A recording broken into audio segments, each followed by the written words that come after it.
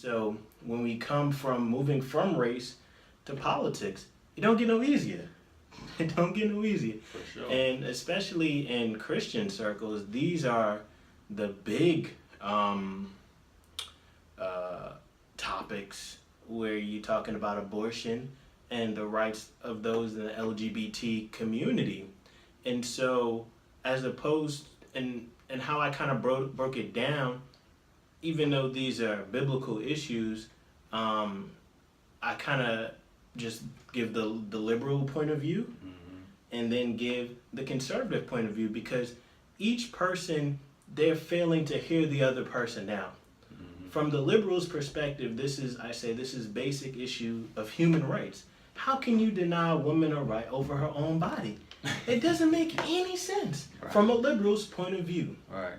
And then from a conservative's point of view, okay, we see your point, but we say that individual in the mother's womb has rights as well. And so what happens is we just hear the propaganda where someone is against women's rights if they have a conservative view on abortion. Or no, I'm not against women's right. I actually exalt a woman's right, even the rights of the unborn. And then from the conservative's point of view, you're a baby killer. Like, like who are you getting through to that, you know? No matter how you view it, you can't come at somebody like that. They're just gonna put up a wall. They ain't gonna want to listen to you. You can't have a picture of the fetus out and just like, oh. But you state, I mean, both of those perspectives, you say come from an opinion or those of this opinion on both sides are vilified. Yeah. That's kind of a strong word there. Yeah, so those of, I guess, either way you look at it, the conservative vilifies the liberal vilifies the conservative when we're both trying to achieve the same goal. Right. You know, we're trying to do or what do is they right. have a goal? I guess the goal is doing what is right, what they perceive to be Right. the righteous view. Right. Because if I'm a liberal, I'm thinking I'm doing the right thing by exalting a woman's right and saying, hey, she should have the right to do what she wants with her body. If I'm a conservative, I say, okay, I second that, but we can't just say, forget what's in the womb and just treat it as some excess tissue. What do you say? What side do you stand on? Had to drink my water enough, man. I stand on the side of understanding both views. And so what I say... Oh, what a cop-out. What a cop-out. I say that life begins in the womb. Okay. It is undeniable that Scripture teaches that life begins in the womb. If my presupposition of truth, again, concept number 2 is truth subjective. No, it's not. Truth is absolute. Where does my absolute truth come from? Scripture. Right. Scripture tells me that life begins in the womb. So if life begins in the womb, abortion is the termination of life. Right. It is murder. Now, am I going to use that type of rhetoric to someone who is, contemplating abortion? No, I'm not going to use that type of rhetoric to someone who's doing that, because it's insensitive. It doesn't show any compassion. Now, on the other end, I'm not just going to advocate that a woman not have an abortion. I'm going to advocate, hey, let's put some provisions in place. I was at Liberty, and there's a lot you can say about Liberty, but they had something called the godparent home, where those women who decided not to get abortions, they could be at this place, go to school for free, I believe. Hopefully I'm not saying that wrong. Go to school for free and then have childcare provided. If I'm going to be so hard and fast on and so dogmatic about you should not get an abortion, the Bible teaches that I ought to have compassion, that I ought to care about the well-being of that woman and her child and do whatever I can to help provide for that individual. So what you're saying is anybody on that side, you should have something set up.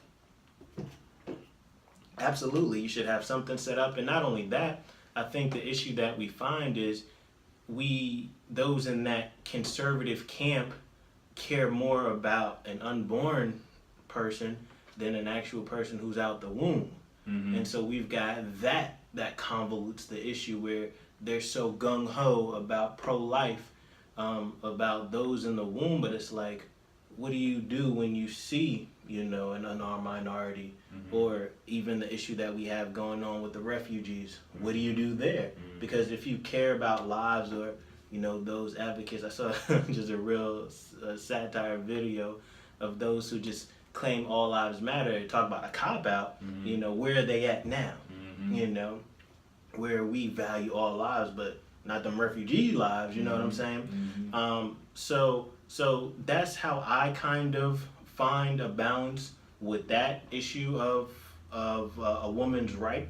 And so, like I said, there's differences that liberal, conservative, they just going after each other's head, just throwing out propaganda that, oh, you're denying a woman's right, oh, you're killing a baby, where it's like, okay, what can we come to a solution now? I don't think it'll ever be resolved, because there's just so much, just the concept of this is my body. And again, once we go back to scripture, we see the fallacy in thinking this is my body. It's actually, we talk about it in a couple concepts down the road, this idea of ownership, where you don't own your body, you know, you are simply a steward.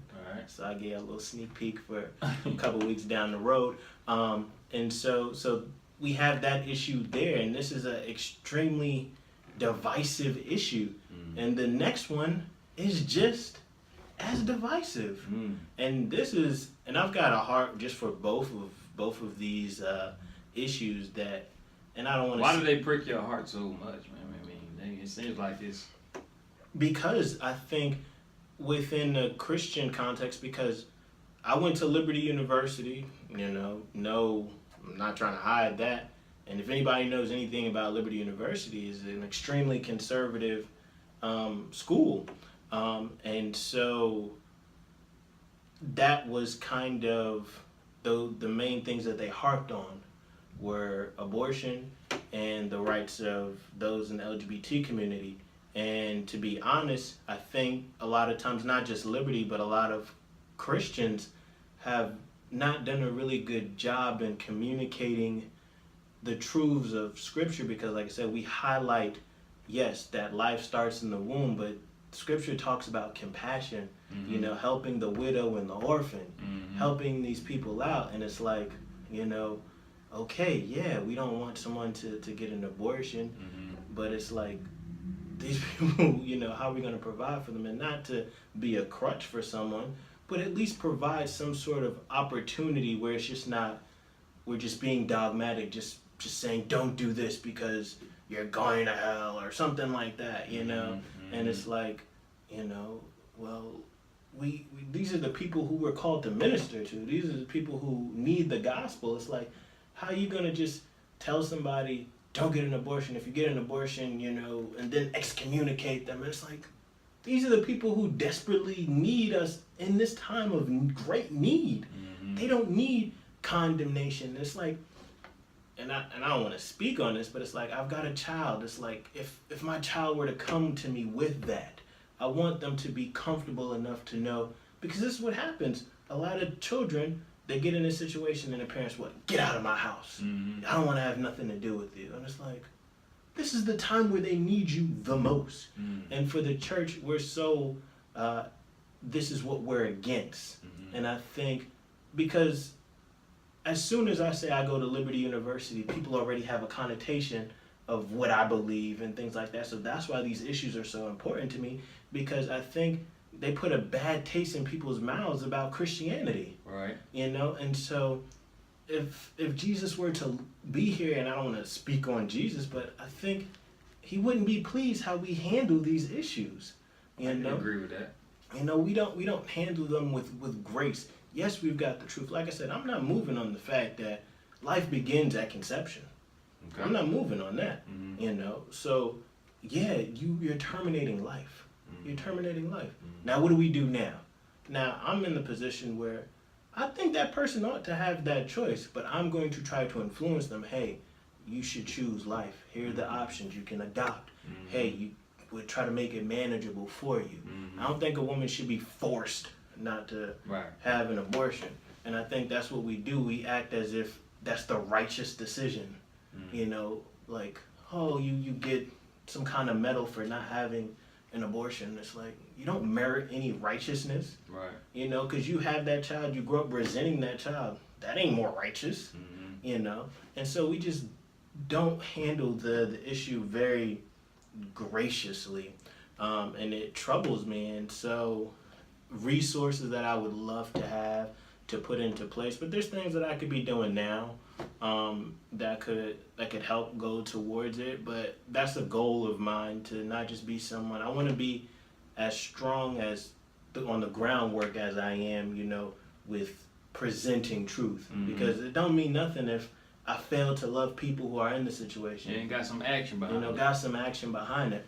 And then, like I said, and I'm probably more passionate about that issue than the next one, but I think this one is just, I think the church has just, and I don't want to like throw the church under the bus, but I think Better than me, I we've